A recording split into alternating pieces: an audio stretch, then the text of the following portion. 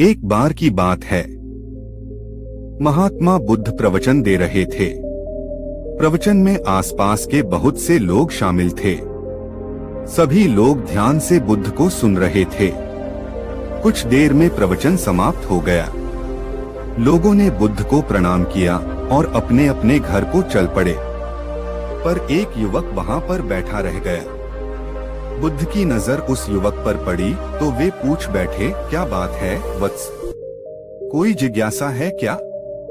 युवक बुद्ध के पास गया और प्रणाम करके बोला, प्रभु, बहुत उलझन में हूँ। जितना इस बारे में सोचता हूँ उतना ही उलझ जाता हूँ।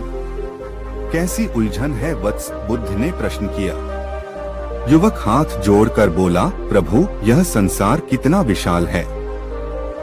संसार में लाखों करोड़ों लोग निवास करते हैं। उनमें भी एक से बढ़कर एक विद्वान, कलाकार, योद्धा।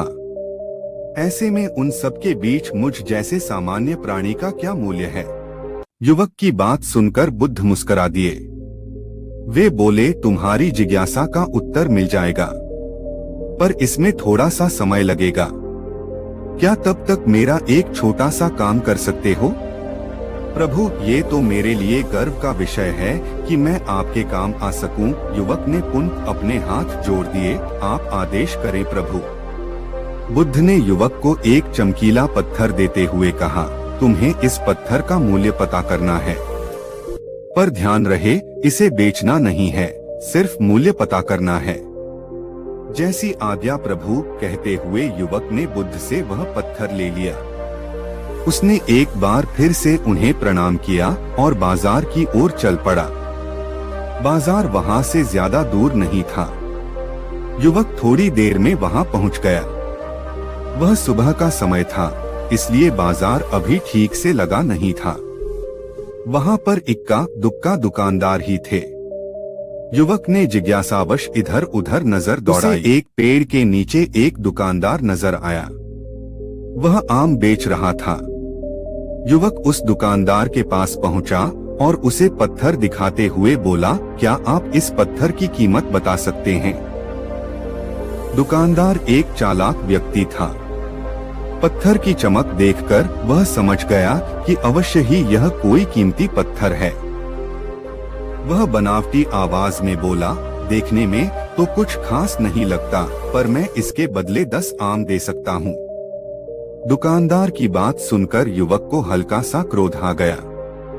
वह मन ही मन बुदाया, यह आदमी मुझे बेवकूफ समझता है। इतना सुंदर पत्थर और इसका मूल्य सिर्फ 10 आम। अवश्य ही यह झूठ बोल रहा है। युवक को चुप देखकर दुकानदार बोल उठा, क्या कहते हो, निकालूं आम? पर युवक ने दुकानदार को कोई जवाब नहीं दिया। वह चुपचाप आगे बढ़ गया। सामने एक सब्जी वाला अपनी दुकान सजा रहा था। युवक उसके पास पहुंचा और उसे पत्थर दिखाते हुए उसका मूल्य पूछा। उस पत्थर को देखकर सब्जी वाले की आंखें खुशी से चमक उठी। वह मन ही मन सोचने लगा, यह पत्थर तो बहुत कीमती जान पड़ता है। अगर यह मुझे मिल जाए तो मजा ही आ जाए। क्या हुआ भाई, कहाँ खो गए? युवक ने दुकानदार की तंद्रा तोड़ी। सब्जी वाला चौंकता हुआ बोला, कुछ नहीं, कुछ नहीं। मैं तो बस मन ही मन इसकी कीमत की गणना कर रहा था।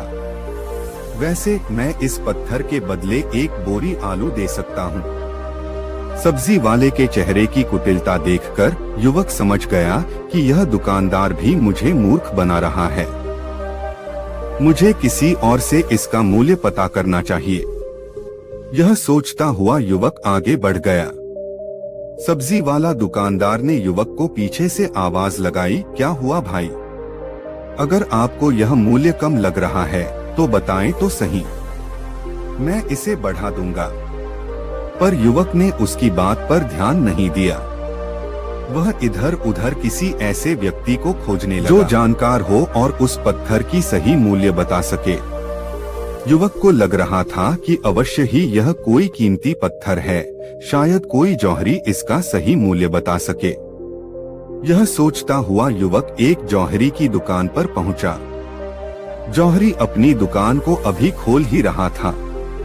उसने युवक को अपनी दुकान की ओर आते हुए दूर से देख लिया था। साथ ही उसने युवक का हुलिया देखकर यह भी भांप लिया था कि यह कोई गरीब व्यक्ति है जो संभवतः कोई गहना बेचने आया होगा। जौहरी ने हाथ जोड़कर युवक को नमस्कार किया और मुस्कुराकर पूछा, बताएं महोदय, मैं आपकी क्या सेवा कर सकता हूँ? युवक ने बुद्ध का दिया पत्थर अपनी हथेली पर रख दिया और बोला, इसका मूल्य पता करना था। पत्थर को देखते ही जौहरी उसे पहचान गया कि यह बेशकीमती रूबी पत्थर है जो किस्मत वाले को मिलता है। वह बोला, पत्थर मुझे दे दो और मुझसे 1 लाख रुपए ले लो। कहते हुए जौहरी ने पत्थर लेने के लिए अपना दाहिनी हाथ बढ़ाया, पर तब तक युवक ने पत्थर को अपनी मुट्ठी में बंद कर लिया था। उसे पत्थर के मूल्य का अंदाजा हो गया था, इसलिए वह बुद्ध के पास जाने के लिए मुड़ गया। जौहरी ने उसे पीछे से आवाज लगाई, अरे रुको तो भाई, मैं इसके 50 लाख दे सकता हूँ। युवक को वह पत्थर बेचना तो था नहीं, इसलिए वह रुका नहीं और दुकान के बाहर आ गया। पर जौहरी भी कम चालाक नहीं था।